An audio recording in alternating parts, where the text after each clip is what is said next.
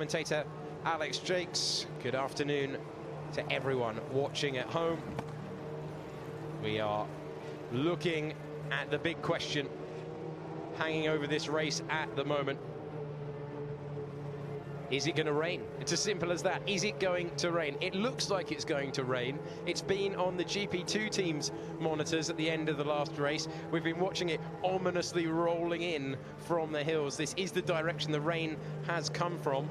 But let's focus on the remarkable qualifying session we had this morning as Jake Hughes starred, and he was absolutely phenomenal, storming to a maiden pole position on debut with a fantastic lap, and especially a phenomenal final sector.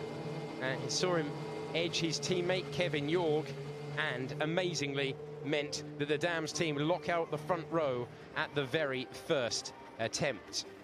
Sensational performance for them so far. The big question is, can they seal the win and make it a truly magical first weekend in the series? The other 5 teams will be very keen indeed to stop that from happening as we look at the second place man, Kevin Jorg, on the front row. The man who was in the mix for the Formula Renault Euro Cup last year, on the front row for his debut in GP2, and we still have cars heading to the grid. Here is the grid for the first race of the year. Jake Hughes is at the front of the field. Then we have Jorg, Leclerc, Fukuzumi, Dennis, Tunjo, Fuoco returning, moving to Trident, then Albon, Boschong, Jack Aitken. Then we have De Vries, Calderon, Gonda, Stotthorst, Matevos, Essikan, Santino, Ferrucci in the third of the Dams cars. Had the pace to join his teammates. He was fastest in the first sector of all, but he wasn't able to carry the pace through the second 2. Then it's Tereschenko, Nandi, Harry, Janos, Stuvig, Raghunathan, and Alex Palau, who had technical trouble. He is 23rd. In the pit lane will be Giuliano Alesi. There he is, right on cue. His first race in the series, and that penalty is for failing to stop for the official weight check. Very easy to do. As we look at the steering wheel of Charles Leclerc, many people's pre-season favourite, starting from the second row of the grid. Seems pretty relaxed, seems pretty calm. He was testing a Ferrari this time last week. Described that experience as a dream come true, a first taste of Formula One machinery, and it was the 2014 Ferrari. Really interesting situation this weekend. We've had practice sort of washed out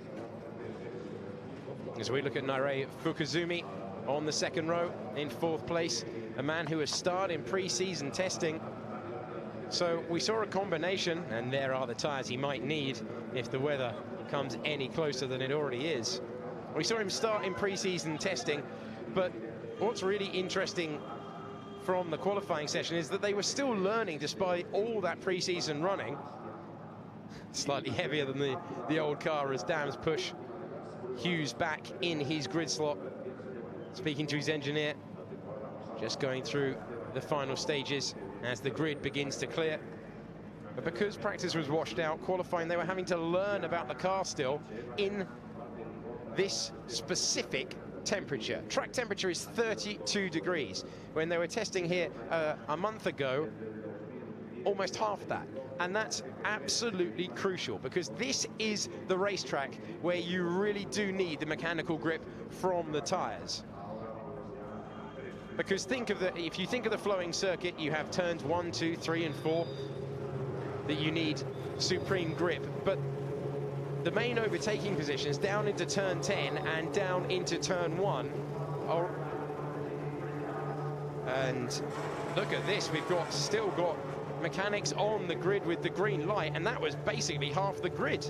We've got an ART there, or there could be multiple penalties there for failing. But that is going to change the complexion of the race before we have even started, because there were at least 5 mechanics still on the grid at the 15-second warning. Now we have a green light. So slightly chaotic scenes as we get the 2016 GP3 season on its way on the formation lap. Here, it's a brand new era for the sport. The third generation car, Dallara built with a custom-made Mechachrome 3.4 litre engine capable of 400 horsepower. All the teams are thinking about at the moment, warming tyres and brakes and looking to the sky. When is the weather going to come in? Remember, normally in a feature race, we would not be seeing a pit stop in GP3. It would be a lights to flag affair. It would all be about tyre management. And we might be about to see something completely different. As we focus on Antonio Fuoco, one of the cars carrying an onboard camera, so no doubt we'll be able to get in the thick of it with him. He will be feeling the pressure off the start. So many times he was involved in collisions last year. He's got to avoid that if he's going to live up to the potential he undoubtedly has. And you can see how dark it is in the distance. It's what we've seen in the last few days. It's what we saw yesterday in free practice. And if it does rain, remember, well, maybe you weren't with us for free practice, so let me clarify what happened. No one really went out. No one really tested the wet tyres, apart from Parry and Terashenko. As we look at Lacey in the pit lane, wearing his father's crash helmet design. Amazing to see that iconic design back in racing at this level. But that could be a real advantage to Parry, who starts this race way down in 19th after getting a penalty for blocking. Stewart's decided he'd impeded another driver, and it's closing in from all corners of the racetrack. We have 15 rookies in this season. Here's one of them, Charles Leclerc. So impressive last year in European Formula 3. Took 4 wins at venues, 3 of which are at venues that we're going to visit this year at Silverstone, Hockenheim and Spa. But for the moment, we're focusing on Jake Hughes, the man born in Birmingham, a proud Brummie. Car number 27 as Fuoco wrestles the car, lining up the rear tyres. We saw a car spin in Belgium. Was it Italy? I think it was Italy, actually. A car spin around, doing that too vociferously. Alex Palau was so angry, he was unapproachable in the paddock earlier on. He was furious that he didn't get a chance to shine on home soil in qualifying. But should the rain come, he knows this place very well indeed, and he is well placed. We ride on board him. On board with him, the last car to take his position off up on the grid. And now he's positioned his car to avoid the one in front, so he's expecting to clear Raghunathan in front of him. And now here come the lights. It's a new era for GP3 with the new car in 2016. We're underway in Barcelona with a great start for the pole sitter Hughes, and a terrific one. We've got a stalker at the back, that's Jack Aitken. They've all managed to get round him, thank goodness for that. But meanwhile, we've got a car on the grass.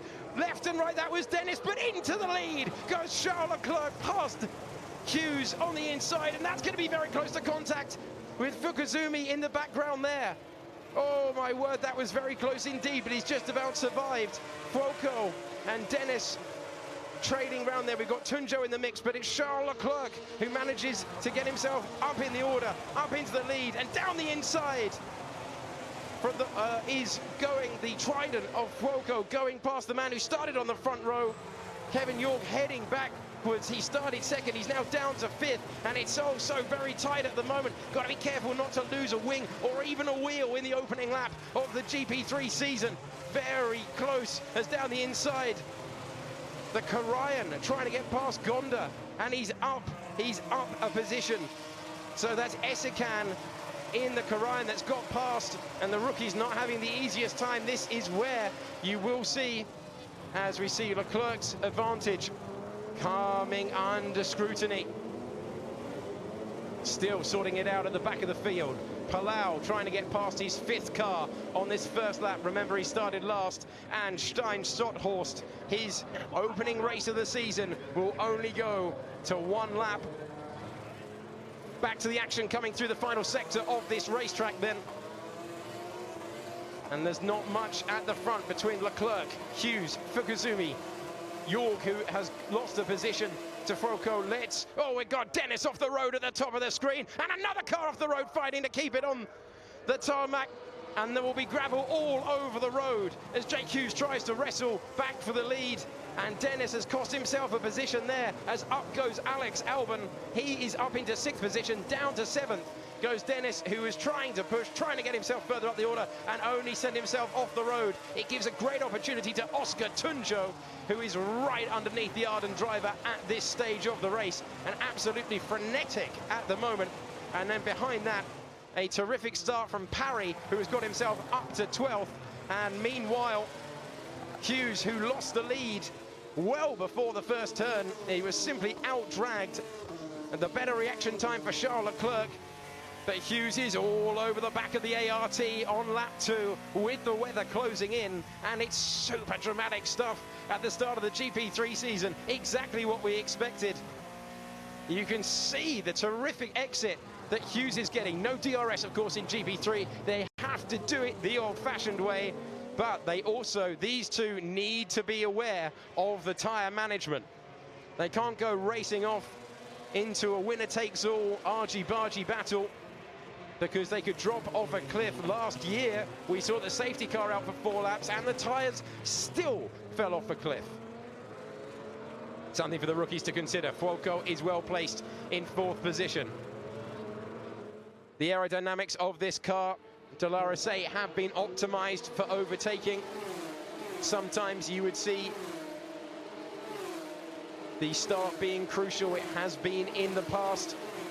Last year, Ocon overtook Luca Giotto and stayed there. No moves being made into turn 1 at the moment. Leclerc, Hughes, Fukuzumi, Fuoco, Jorg, Albon, Dennis, Tunjo, De Vries, and then Boschong, Essakan and Parry are the battle we're looking at the moment. The 3 Korean GP cars in their new livery for 2016. Really stylish, minimalistic effort.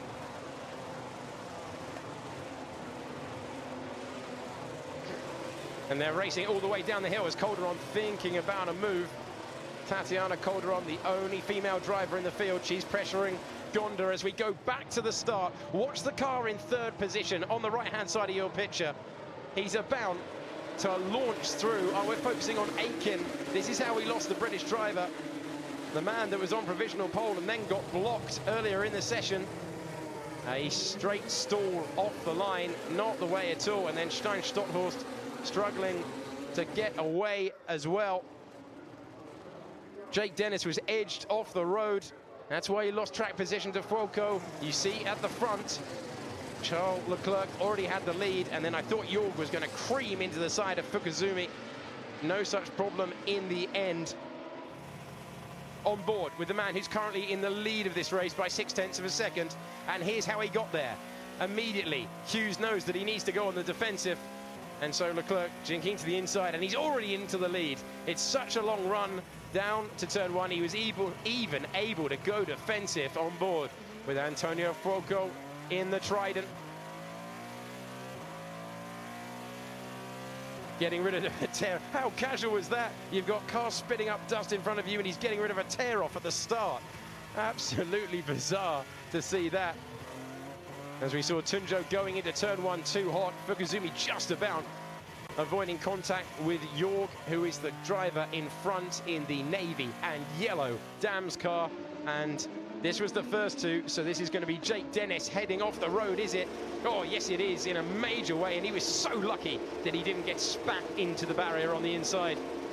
And then also being followed through by Konstantin Tereshchenko. So there's Dennis. And then watch at the top of your picture now as Tereshchenko clean a long way off the road with a huge snap of oversteer. And that is how we got ourselves into the situation we currently are in. Leclerc from Hughes, from Fukuzumi, from Fuoco, from Jorg, your top 5. We're focusing on car number 4, running in 9th place. That's Nick De Vries, the ART McLaren Junior. So many of the drivers in this field are backed by Formula 1 development programs. including the man that we've lost from this race, Jack Aiken, who has got going again, albeit down in 21st. So he did manage to get himself back in the race. Stein Stotthorst, who we saw very slow indeed off the line, has retired. He is the only retirement from the field of 24. Of course, the major difference this year is that the teams can field up to 4 drivers if they wish, and it's going very well indeed for ART with 4 drivers at the right end of the field at the moment. The gap is 1.3, so Leclerc has managed to break the attention of Hughes, who has dropped back a tiny amount. Ferrari with a huge interest in this series, with Alesi, Leclerc and Antonio Fuoco. Part of their junior driver program is Oscar Tunjo, who looks to have the edge at the moment over Jake Dennis. There they are. Dennis in the red and white Arden, Tunjo moving. He competed in the first few races last year with Trident, moving to the Genza car, and he's all over the back of the man who was so impressive. And here we go, battling for position then at Jorg. All over the road, trying to make it work. Defending from Albon. Albon went down the inside, but Jorg has got the position back. Albon knocking on the door in a major way as we go back to Tunjo and Dennis. And on first evidence, it does appear that the cars are following each other with greater ease. So this was Albon throwing it down the inside, just like Nato did a few moments ago.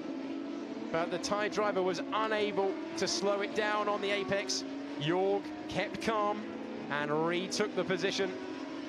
The battle for 5th will continue between those two, but a bold move, and great to see moves being attempted this early in the race. Remember, the drivers still having to be aware of the tyre life. Tunjo with a much better exit of turn 2, gaining all the time through turn 3. How close can he get?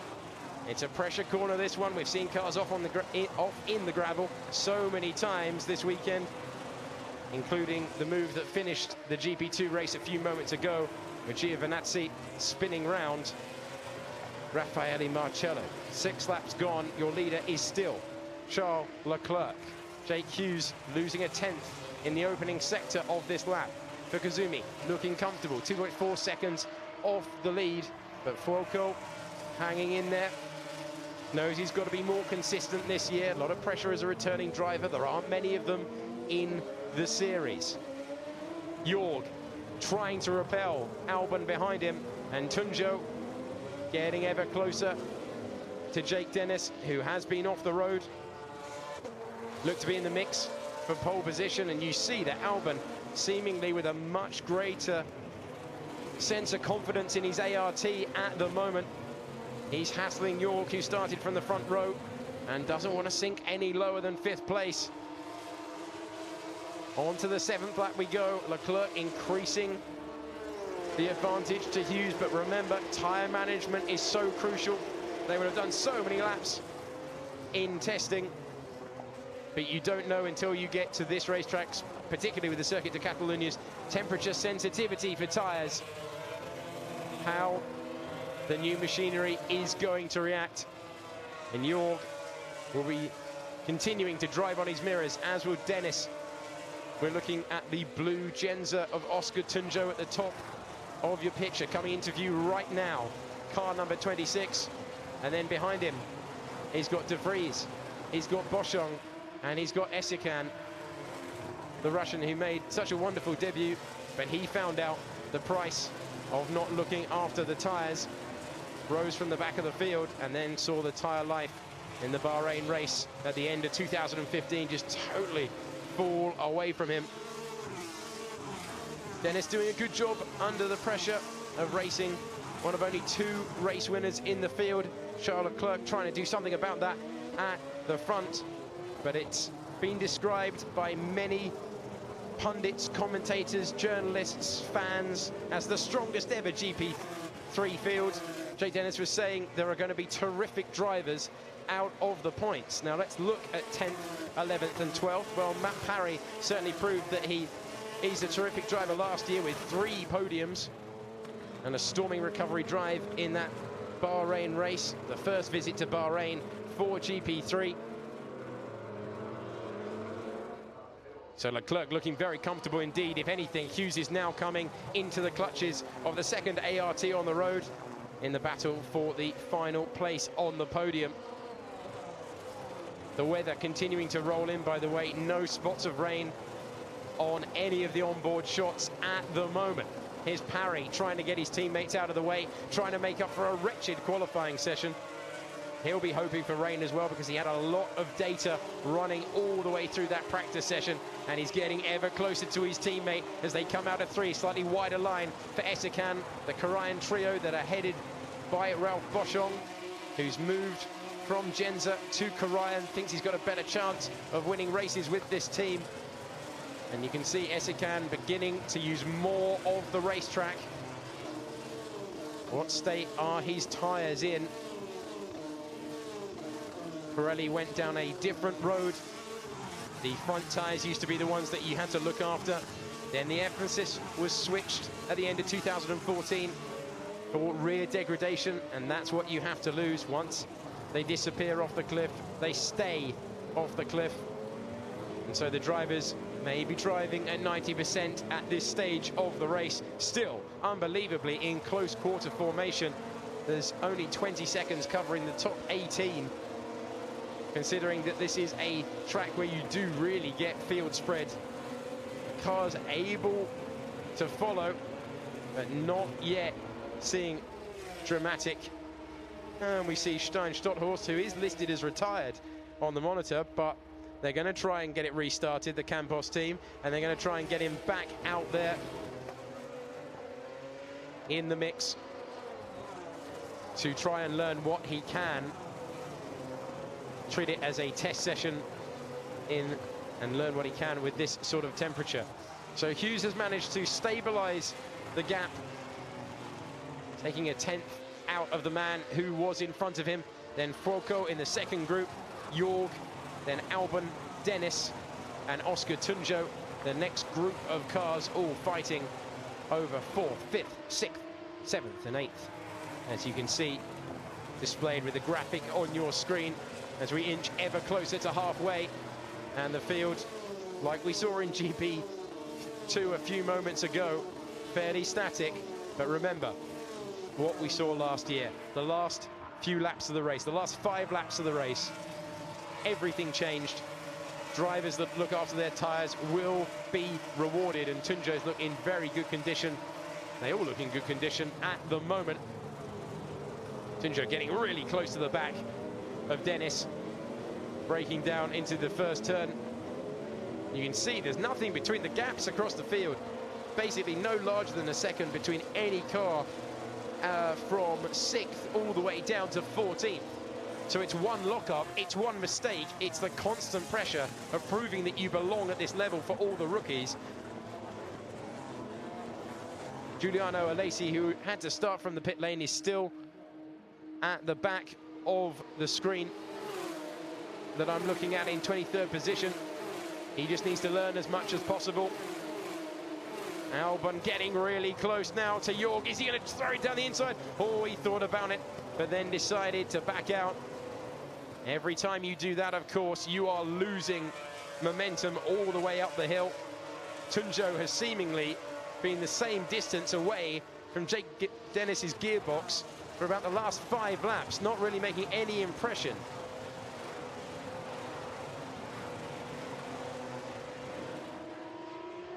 Leclerc seemingly with it all in control. These are the two main battles then, headed by Alex Albon in 6th, the Thai driver trying to get past Jorg for 5th, and Dennis defending 7th from Oscar Tunjo, who won the Austrian sprint race from 9th on the grid in what turned out to be one of his last appearances in GP3 in 2015. Great to have him back. So cars being worked on after the 15-second signal will be investigated after the race, and I think they're probably taking that approach because there were so many of them. There would be such, although that really could completely change the order. And you don't often see investigations that don't lead to penalties. It's worth bearing that in mind. But there were at least 5 mechanics still on the grid at the 15-second signal. The 15-second signal is there to make sure cars aren't starting the formation lap with bodies on the racetrack. It's a safety measure and it has to be adhered to go racing safely. So, back to the action, back to Oscar Tunjo's never-ending attempt to get past Jake Dennis, who is driving beautifully, not with the balance that he would want. Dennis was saying it's so important to score points, so important to be consistent this year. A lot of people listing the man in the lead as the clear favourite, but there is some serious talent out there and maybe a decision to be made. We saw crucially in the lead for the GP2 race less than an hour ago when Norman Nato threw his nose down the inside. Gasly had a decision to make. Was he going to have an accident and see if he survived it, or was he going to open the door and play the long game in the battle for the championship? It's something that maybe Dennis is going to have to consider in a few laps' time. Certainly in the middle sector, Tunjo really consistent lap after lap and always a couple of tenths faster than Dennis, who now rounds turn number 9, nowhere near the red curve that we saw them pushing in qualifying. And that's the 90% driving within themselves that I was speaking about a moment ago. We're at half distance of the opening feature race for the 2016 GP3 series. And you see that Tunjo, marginal gains. He needs more like 0.2 of a second a lap. He's not got it at the moment, so in formation they stay for another lap. Dennis, with that excursion earlier in the race, hasn't looked like making any other mistakes. Remember, we lost his teammate Aitken, who we actually see at the top of the picture here. And that's Akash Nandi with a huge lock-up into turn 10. And that is going to make the remaining laps of his race extremely challenging indeed. Akash Nandi, the first Malaysian driver to race in GP3, welcoming him to the grid this weekend. But that was a major lockup, and of course the tyre now becomes like a 50p piece, and he'll be getting vibrations towards the end of the opening race of his GP3 career. Tatiana Calderon really pressuring Gonda there down into turn number 5. 6 is a bit of a non-corner, and they have finally decided that that is that for Stein Stotthorst. The slow getaway, not the way he would have wanted to start his season, but great effort by Campos to try and get him back out onto the racetrack. Sadly, that effort has been unsuccessful. Tunjo very close, then De Vries, and then Parry, the man in your picture at the back of the Karajan train of cars led by Ralph Boschung. And it's been this way since lap 2 now. You can see why Alex Albon took that dive down the inside of Jorg. He knew that you had to get the racing done, the overtaking done in the early part of the race before we went into the tyre management phase. Not getting too far away from when the tyres, if they're going to fall off the cliff, will fall off the cliff. And this new car doesn't feature the winglets on the end plates of the front wing that we used to see get scattered in the first lap and all sorts of overtaking moves. And still the weather looks ominous, but fails to arrive. If it does come, it would completely change the complexion of this race. Remember, everyone, if it did rain, it would just be absolute chaos, because you've got 4 car teams, and the teams, of course, never used to pitting cars. So it really would be a sight to see if the rain does tumble out of the sky. You'd have quite a train at ART, at Trident, and at Karajan, where 3 of the cars are in very close quarters indeed, as they battle through turn 7 once again. Leclerc has stopped pulling away at the front. The gap is 2.2 seconds. And Hughes taking a little bit of time out of him in the first sector. Both posted level times in the second sector. So does Hughes have anything to come back at the Monegasque driver in the lead of this race. The man from Monaco, sadly for him, he won't be racing at home this year. GP3 getting the season started. Then there's a test of the new car, still working out, still fine-tuning it before the Austrian race. GP2 in that time will go to Monaco and Azerbaijan. And we see that Jorg still has his mirrors absolutely full of Albon, who must be so frustrated that he had track position over the man that he's been chasing for so long now, momentarily.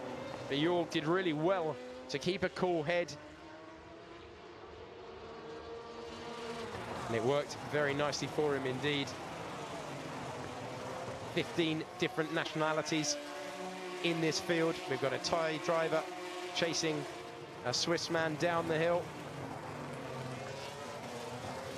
There's Dennis exiting now still and confidently defending from Oscar Tunjo. It's not like he's locking brakes and running on parts of the racetrack you wouldn't normally see him in.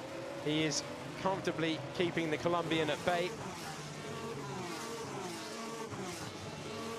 It's worth noting that perhaps we should have seen this coming. The lowest this feature race has ever been won from was Mitch Evans, who won it from 4th. There was a hope that things might get spiced up with the new machinery, but it does seem that the opening laps of a feature race here in Barcelona are oh so crucial.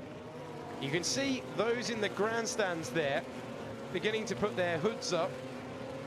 I can tell you air temperature is 20 degrees, which isn't the warmest for this part of the world, but it's still not cold out there. It's not that windy out there. Is it beginning to drizzle? Could be very interesting indeed if it does. For the moment, we're heading down the pit straight once again. Kevin Jorg leading Alex Albon, leading Jake Dennis, Oscar Tunjo, and De Vries pulling away from the Korean trio in 9th place, and he is managing to get himself in the mix. And here is the progress of Mr. Alex Palou, the man who qualified so well last year and had a poor start, really affected his confidence going into the other drives later in the season, but he's trying to get past Sandy Stuvig at the moment. This is only for 18th position, but of course if it rains it could be for so much more. And Palou will want to improve his position, and there behind him, the staller you saw at the start, Jack Aitken, who had such an incredible 2015. He's managed to follow himself through. And the cloud looking ominous, as it has since we started this race, as we go on board with Jack Aitken, the Arden driver, and that wonderful engine note. This is only for 20th place, but he'll be learning with every lap he turns at the wheel of the Arden International car. And Palou is a terrific marker of his speed. So this is probably not going to be for points unless something dramatic happens with the weather, but a really interesting marker of these two who could easily challenge for the championship. But then you could say that about 15 drivers in this field. We're just going to have to watch and see what happens. At the moment, the man that many were betting. And so we're on board with Palou. We've jumped one car in front. And can we jump in front of Sandy Stuvig up to 18th place, holding on to it through the final corner, up through the gears. So a little bit of oversteer that he got riding on the curb. These new cars are much more sensitive in terms of ride height setup. And he's getting closer, but he can't draw level. And so you'd expect Palou to be comfortably quicker than Stuvig, given what we've seen previously in their GP3 careers. Palou, a race winner in the final race of 2015. Stuvig, we know he's quick if he's comfortable in the machinery, but scored a best of 7th place last year in his debut season. Both of these are returning drivers. They have the rookie of Aitken, hoping that they're going to collect each other and that he can test his raw pace in the race. Bit of tyre wear on the front of Aitken's car, but that's exactly what we'd expect at this time. Looking at the other cars in terms of tyre wear, it's not really that bad at all. Pirelli have gone arguably conservative. There are 3 compounds available to the teams this year: soft, medium, and hard. They brought the hard to this race. They do not have to change it. They do not have to use another compound. Just this in a lights to flag race.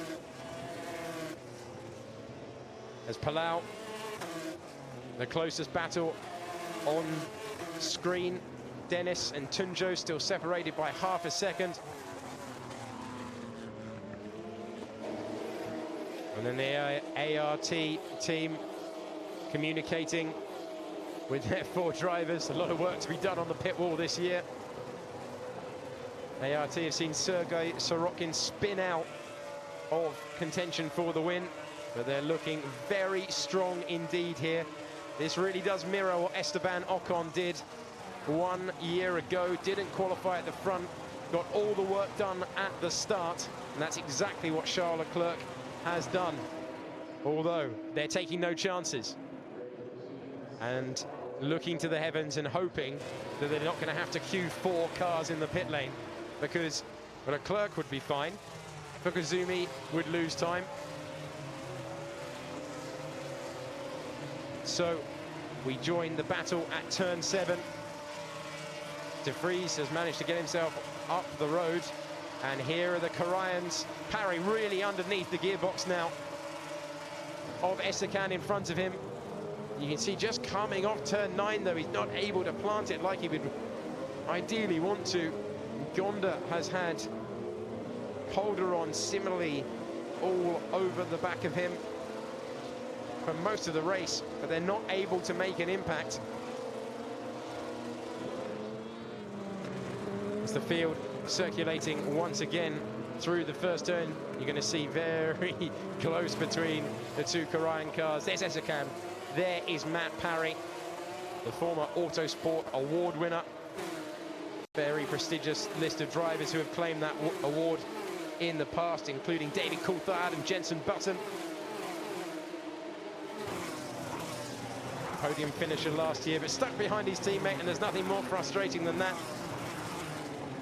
As we see on board with Aitken, getting closer and closer, but you can see he just can't inch in. Running at the rev limiter at the end of the straight, perhaps. Either way, it's not working at the moment. The weather not close enough, and it's all looking very good indeed if you're ART and Charles Leclerc. Aitken soaring away, trying to learn all he can, but the hope of points disappeared at the start.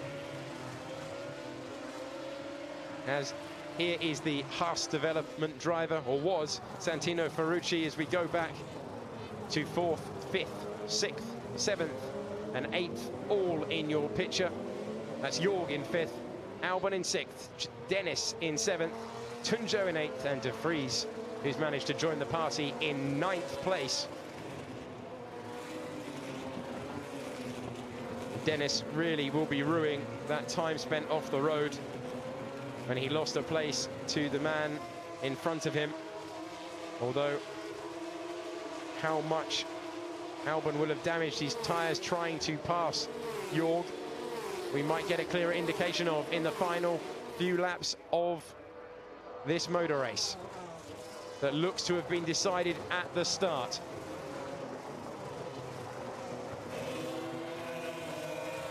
Funneling through turn 1 once again, a track that they know so well. This track is not a surprise to any driver in the field today, no matter where you are from.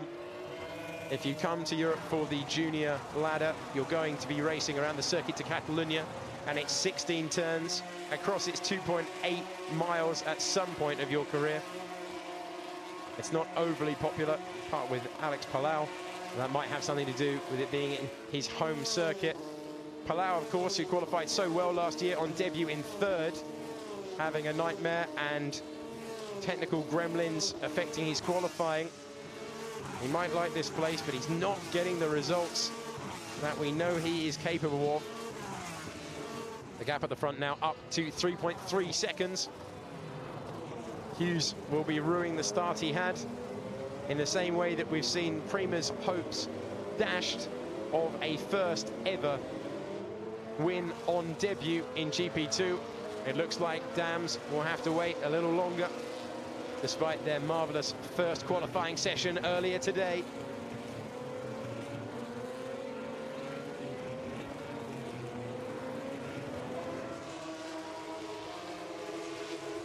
You see Boschung has got very, very close to the back, as have most of the field now. Like I said, the gaps have not really changed since I listed them to you on lap 3.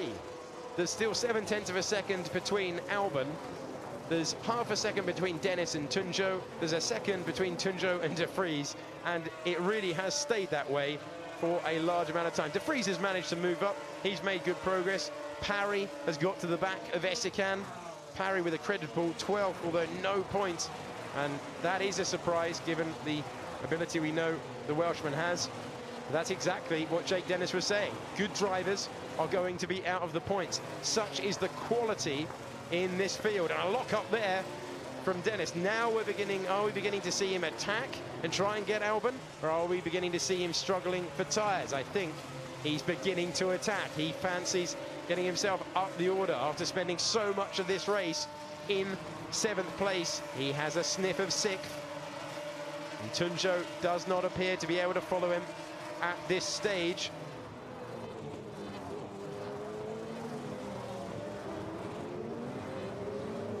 They've all been following each other for so long. They know where they're strong around the track. They know where their rivals are weakest around the track. Hughes is really... Hughes has had a bit of a scrappy lap. We're looking at his teammate at the moment, Kevin York, Albon, Dennis, and now Tunjo, De Vries. You can see how close they are, but no one can get past anyone. So frustrating for them, so frustrating for us. And still Fulco leads the train. Comfortable gap from York. Not worrying really for GP3. We have seen this before at the Circuit de Catalunya. It will be easier at other circuits. We saw real drama in Austria. That's where we're heading. But of course we've got a sprint race, which is definitely going to encourage all sorts of shenanigans tomorrow. We reverse the top 8.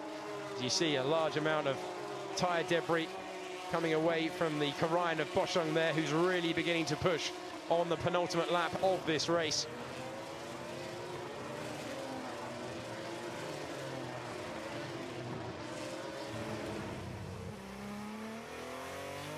And to the front then was Charles Leclerc, who took the lead in the first 300 meters of this race, and he has stayed there, comfortably pumping in the lap times.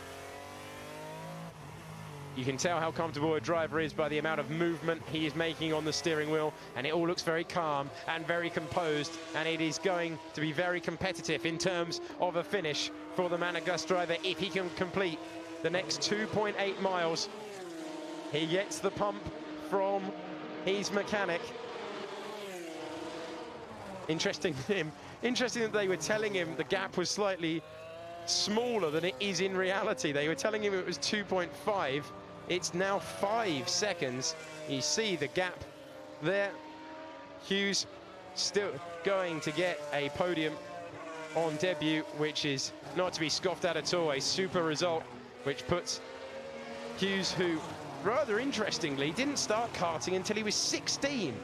That's really unusual. There are drivers in this field, Nick de Vries springs to mind, who started karting when he was 4. Some people just have the natural talent, and here is the man who will be climbing onto the podium as well if he can complete the last lap, Nairei Fukuzumi. But we're back with the leader, enjoying the final half lap with him. So composed, 3rd to 1st. Beautifully done at the start. And really, that has been the entire story of his race. Manage the tyres, manage the brakes, learn a little bit more with the car, and he's just a few corners away from taking victory.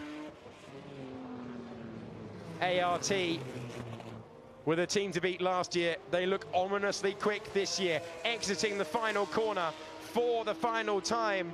Charles Leclerc takes the checkered flag and wins in Spain.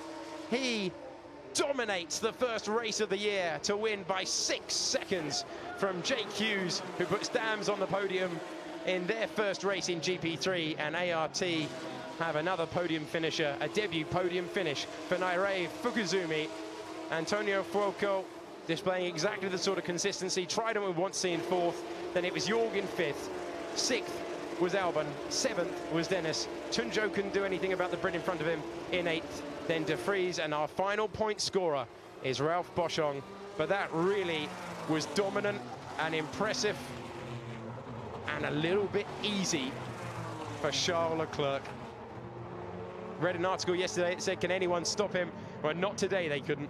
Not today. As Hughes driving past the man that drove past him at the start. Difficult cars to get off the line. We always hear that about GP2 and GP3. No different with this one. 400 brake horsepower. You've got to get the revs in the right place. Hughes will go back and analyze what happened as the marshals applaud a drive that really never looked like going wrong from the first turn. Thumbs up around the racetrack. Like I said, he won 4 races. His form did tail off at the end of last year in European Formula 3. That was blamed on a chassis issue, but got to be one of the best weeks of his life so far. 18 years of age, he's done a Ferrari test in Formula 1, and he's driving for ART, heading to the top step. Fukuzumi, a terrific result for him, part of the Honda Young Driver program. That's certainly going to put the hurry up on the elder driver, Nobuharu Matsushita, also part of the Honda Driver Young Driver program.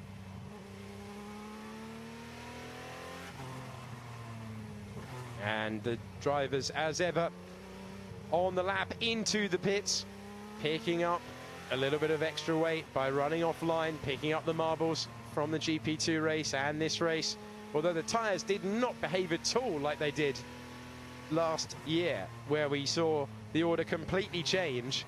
Remember, this race back in 2014 would have only been half an hour long. They extended it in order to see more tyre degradation.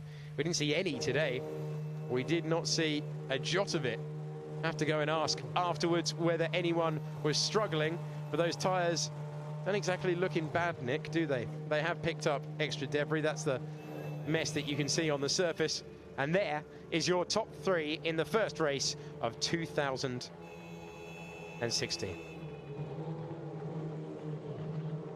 So just missing out on the points, we had Essakan in 11th and Parry in 12th. Gonda, who was quick in practice. But it's all about our winner, who in under 40 minutes has comfortably beaten all of his rivals. He takes the embrace of his mechanics, and the congratulations. ART, so used to winning, of course.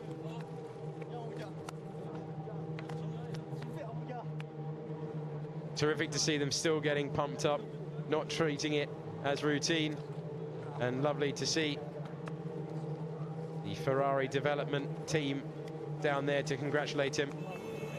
The reason that we have such a talented field in GP3 is that this is right in front of the team bosses, and as we saw Ferrari saying congratulations to their boy, we see Honda saying congratulations to theirs, and a handshake between teammates.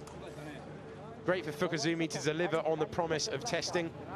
Always difficult when you've spent the majority of your career in Asia, which is exactly what he's done, competing in Japanese Formula 4 in 2014 as he poses for a photo, and Japanese Formula 3 with 2 wins and 4th place last year. So the Pirelli tyres always very, very difficult to learn, and he still has to learn the procedure of where to go. There's Jake Hughes. And Nare Fukuzumi, Well done, mate. the last in. Good start. Yeah. And I think Jake Hughes just summed that up, really. Yeah. Well done, mate.